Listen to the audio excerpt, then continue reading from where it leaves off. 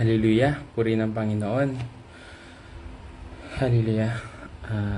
Sa pong mapagpalang umaga sa bawat isa. Lalong-lalo na sa ating Panginoon na siyang ating tagapagligtas. Sige po, bago po tayo magsimula, atin pong awitan ng ating Panginoon. Steadfast Love of the Lord. Ito po ay mababasa sa Lamentation chapter 3, verse 22 to 23. At ito po ang ating pagsasalu-saluhan ngayong umagang ito. Hallelujah. Pamanin po.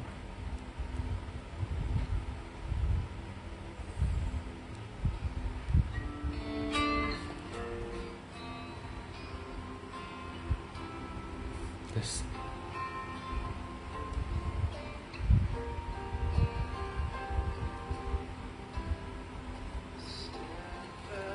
Love of the Lord never ceases. His mercies never come to an end. They are new every morning, new every morning. Great is thy faithfulness, O Lord. Great is thy faithfulness. Ulitin po natin. The steadfast love of the Lord never ceases. His mercies never come to an end. They are new every morning, new every morning. Great is thy faithfulness, O Lord. Great is thy faithfulness. Every morning, new every morning. Great is thy faithfulness, O Lord. Great is thy faithfulness. Hallelujah. Tunay nga po ng inyong ang iyong katapatan ay dakila, Panginoon, sa bawat isa. Purihin ang iyong pangalan, O Diyos. Salamat, O Diyos. Salamat, Panginoon. Noon, ready nyo nga po ang aming puso't isipan na kayo ay aming papurihan sa umagang ito. Pagsalusalahin namin ang inyong salita o pag-aralan namin ito, maitatak sa aming puso't isipan, Panginoon, O God. Lord, anong mga karumihan, anong mga nanggugulo sa aming kaisipan upang hindi kami makapadinig o hindi kami makapag-focus sa inyong salita, ay nire-rebuke namin to sa ngalan ni Jesus, Panginoon, O God. O Holy Spirit, kailangan po namin kayo sa umagang ito, Panginoon, O God, upang mas lubos namin kayo na mapapurihan, mas lubos namin maintindihan ang inyong mensahe sa umagang ito. Kayo nga lang po magsalita, O Diyos. Ano mang aking kaisipan, ano man ang aking karunungan, ay winawaksi ko to sa pangalan ni Jesus, Panginoon, O God. Kayo nga lang po magsalita, kayo lang po maitaas, kayo lang po ang siyang marinig ng bawat isa. Dahil alam ng bawat anak ninyo ang inyong boses, Panginoon, ang inyong salita, Panginoon, O God. Ang inyong salita na nakapagbigay buhay, nakakapagbigay peace, comfort, nakapagbigay pag-asa sa bawat anak ninyo, Panginoon, O God. Salamat, Panginoon. Ito ang aming samudalangin. In Jesus' name we pray. Amen and amen.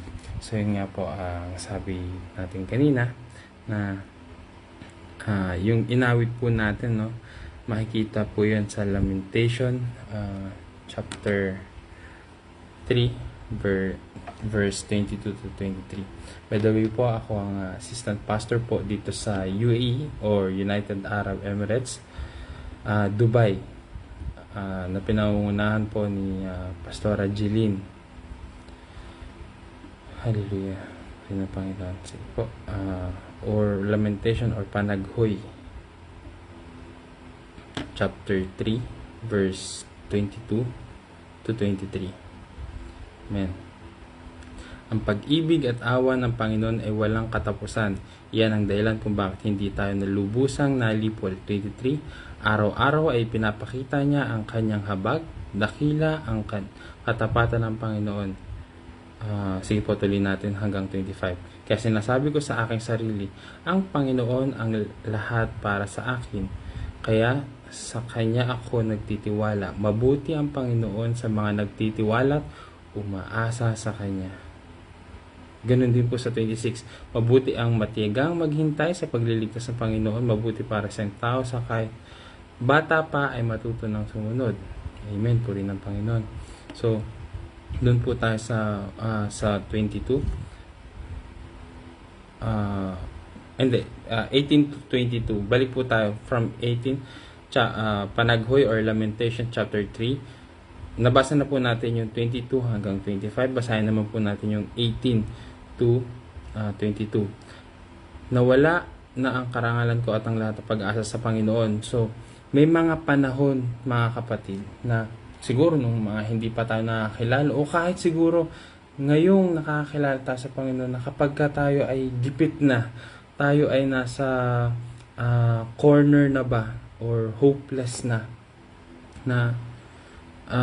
kahit yung sa pag-asa na natin sa Panginoon ay nawawala na. Alam nyo, sa 19, napakasakit isipin ang mga paghihirap at pagdurusa ko. Kahit naman po siguro, kahit hindi mananampalataya, na kapag binababad natin ang ating sarili sa kalungkutan, sa problema, yun na lang ang ating titignan, talagang mawawalan tayo ng karangalan, mawawalan tayo ng pag-asa, mawawala tayo sa motivation, mga kapatid. Mawawalan tayo ng sigla, ng ligaya, ng joy.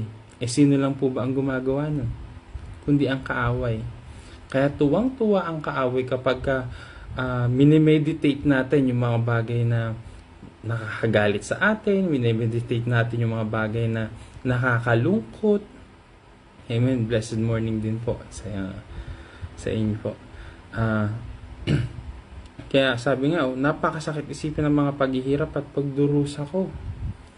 So, talagang, it's our choice na kapag talagang tayo ay nalulungkot o tayo ay nagdurusa, it's our choice na yun ang isipin natin. Yun ang ating pagbulay-bulayan sa ating sarili, di ba?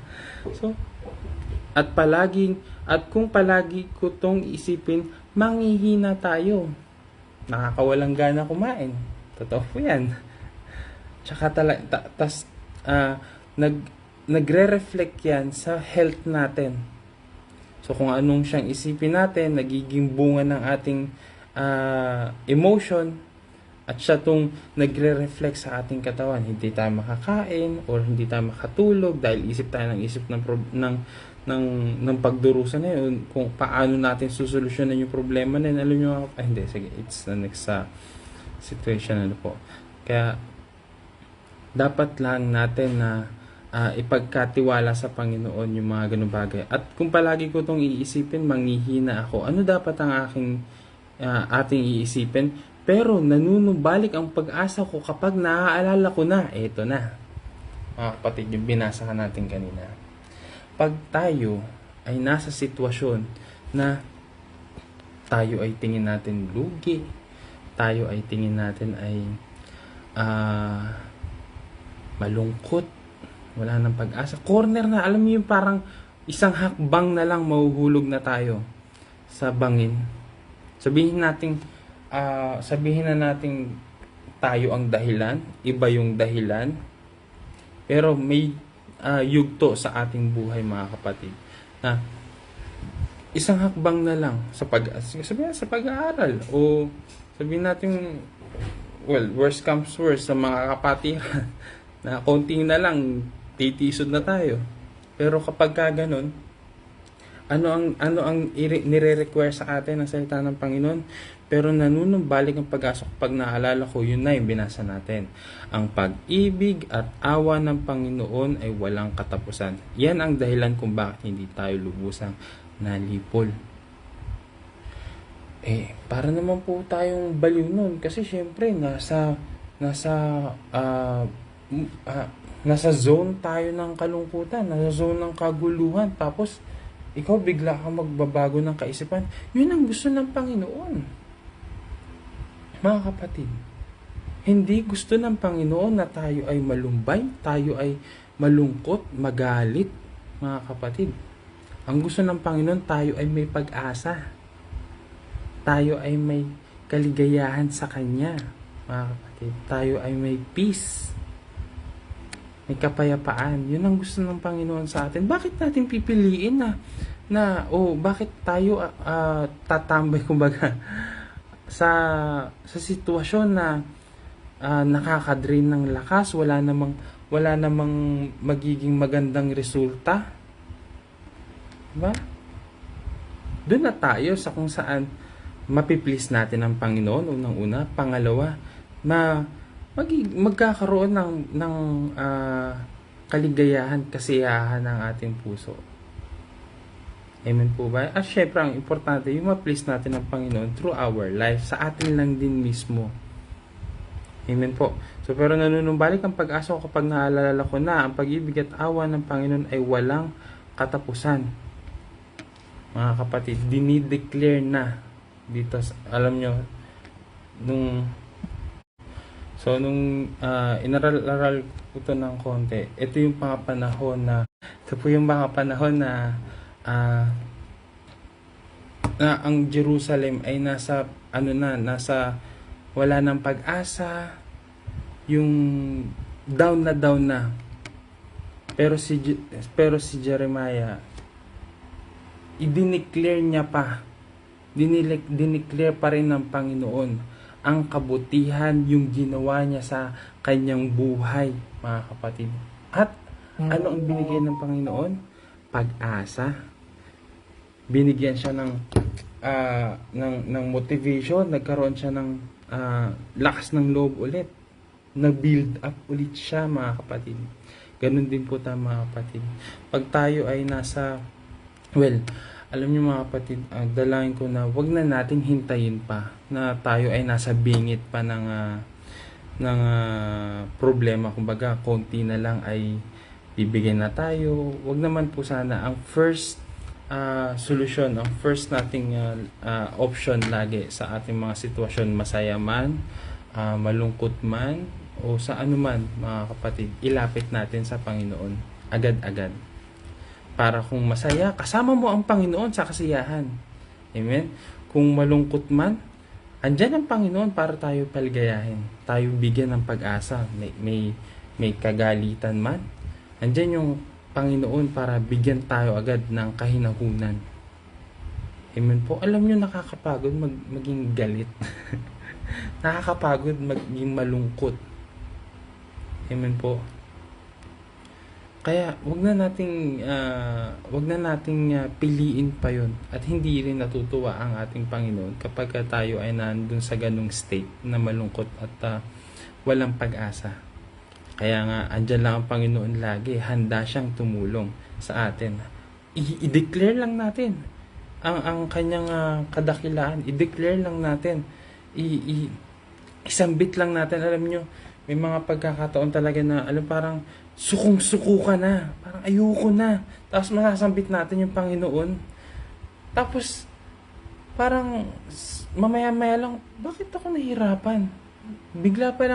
Biglang kikilos yung Panginoon. Biglang sasagot ng Panginoon. May mga ganyang pagkakataon sa ating buhay, mga kapatid.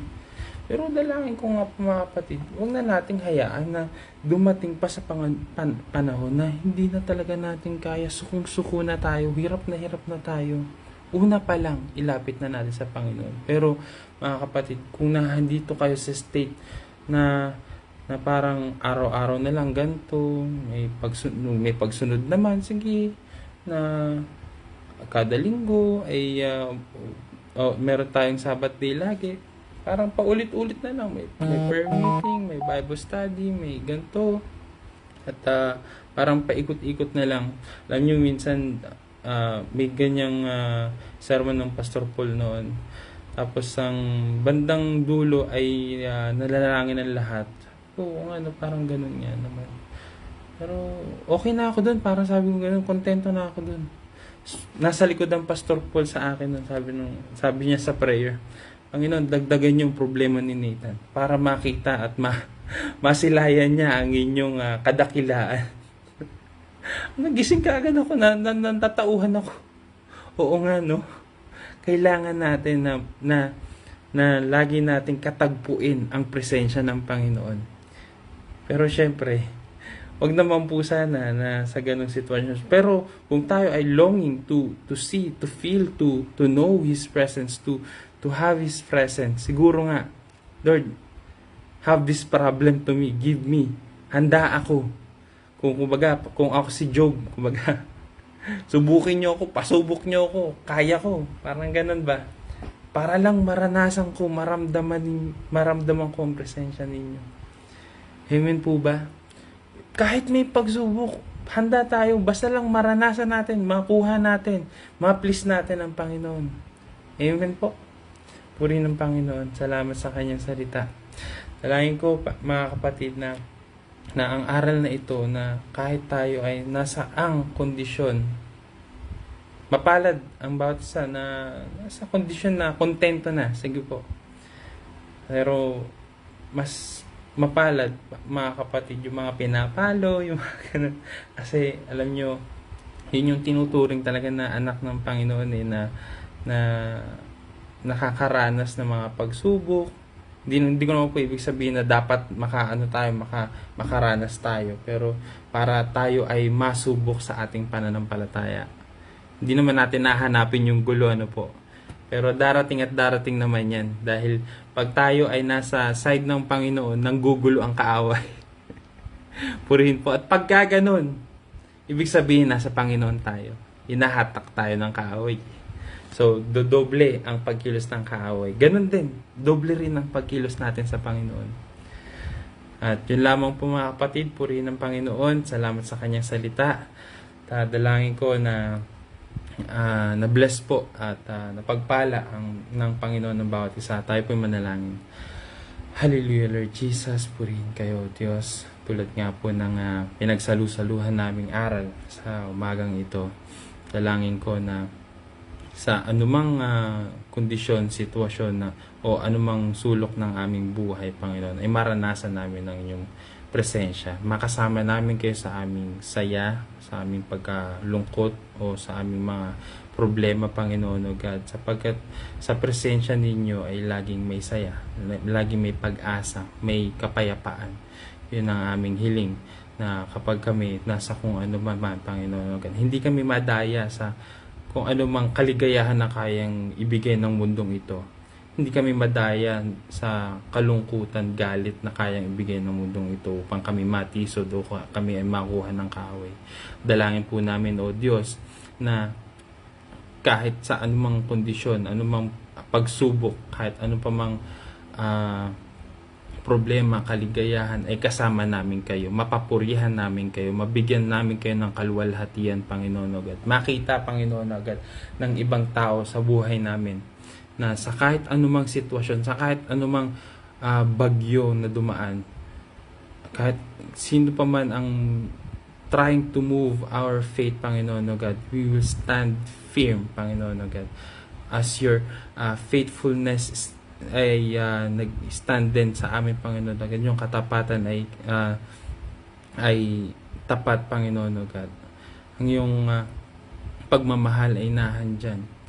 Kahit anumang pagkilos o gawa ng kaaway, Panginoon, in Jesus' name, kasama namin kayo. Kami ay nakatayo, kami ay tumitindig sa aming pananampalataya, Panginoon agad. Hallelujah, hallelujah. Yes, Lord Jesus, lalo pa pong yung pag-intigin, Panginoon o God, grow our faith, Panginoon o God. Lalo pang mag-mature, Panginoon, ang aming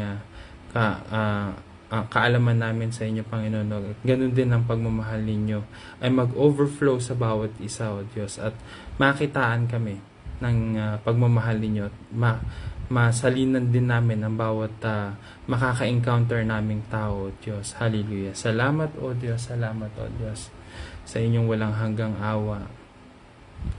Hallelujah. Sa pagmamahal niyong hindi nagmamaliw, O Diyos. Yes, Lord Jesus. Sa bawat umaga, O Diyos, na kami nagigising, mayroong bagong pag-asa. Katapatan niyo'y dakila, O Diyos. Hallelujah. Salamat, O Diyos, sa inyong salita, sa pagsama ninyo sa bawat isa. Purihin kayo, sambahin kayo. In Jesus' name we pray. Amen and amen. So, mapagpalang gabi po sa lahat ng mga nasa Middle East. At magandang umaga naman po sa lahat dyan sa Pilipinas at sa man lupalop ng mundo. Purihin po ang Panginoon. God bless po sa lahat.